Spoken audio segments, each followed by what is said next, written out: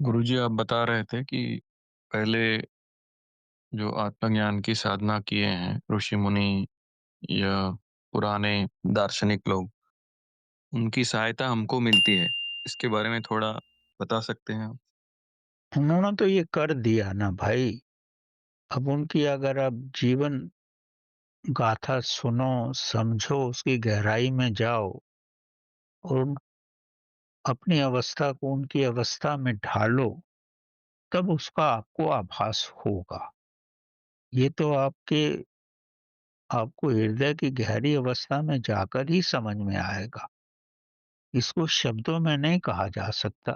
शब मन की अवस्था को शब्दों में कहा जा सकता है।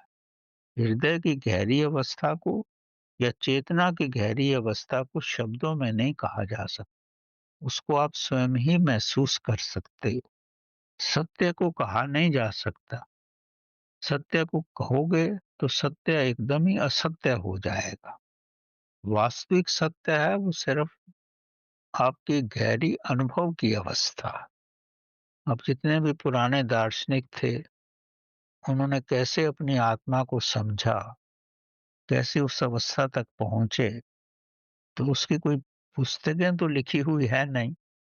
अब जो गाथाएँ भी हैं, ये किसी ने लिखा है, उसने किस रूप में लिखा है और हमने किस रूप में समझा है, तो ये सब कहना बड़ा मुश्किल है। लेकिन आप अपने अंदर आभास करो, तो आपको लगेगा उस व्यक्ति में कोई महान शक्ति थी, तभी तो वो ये सब कर सका।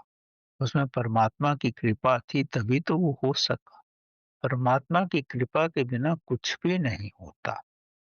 आप मुँह से बोलते भी हो तो आपने कभी सोचा है आपके अंदर से कौन बोल रहा है? तो परमात्मा ही तो बोल रहा है आपके अंदर से। हमारे बोल कैसे निकलते हैं? विज्ञान भी नहीं जानता इसके बारे में। संसार में बहुत कुछ जो होता है, सब कुछ ही बड़ा ही मिस्टीरियस है। आप कितने भी प्लान कर लो, कल क्या होने वाला है, आप नहीं कह सकते। बीते हुए कल का आप बता सकते हो, आने वाले कल के बारे में कुछ भी नहीं कह सकते आप। गुरुजी मेरा अर्थ ये था कि गहरा ध्यान में जाकर तो अपने पुराने गुरु या पुरानी साधना, पुराने संस्कारों को संग्रहित करके और आगे निकल सकते हैं। जब आप गहरी साधना में चले जाओगे, तो आप आगे तो हो ही गए ना भाई। जब आप साधना में जाओगे तो आप विचारों से तो परे हो जाओगे सब।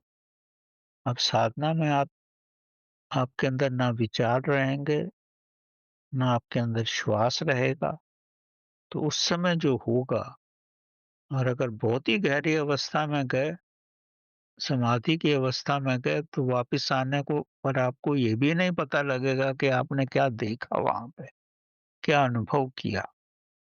अब हम अनुभव तभी करते हैं जब हम डुअलिटी में रहते हैं। साधना की गहरी अवस्था में तो सिर्फ एक ही रहता है, सिर्फ परमात्मा का रूप ही हो जाते हैं आप। तभी तो अद्वैत का पता ही नहीं लगता। जब हम बोलते हैं तो द्वैत हो जाता है। इसलिए जो परमात्मा की शक्ति है, वो तो एक ही है, उसका तो आप उसकी तो व्याख्या कर ही नहीं सकते आप, क्योंकि वो एक है। हमने 2 के रूप में उसकी व्याख्या की है। तो जो वास्तविक सत्य है, वो ना तो एक्सप्रेस किया जा सकता है, ना उसको लिखा जा सकता है। वो जो आभास करता है, वो बोल भी नहीं सकता।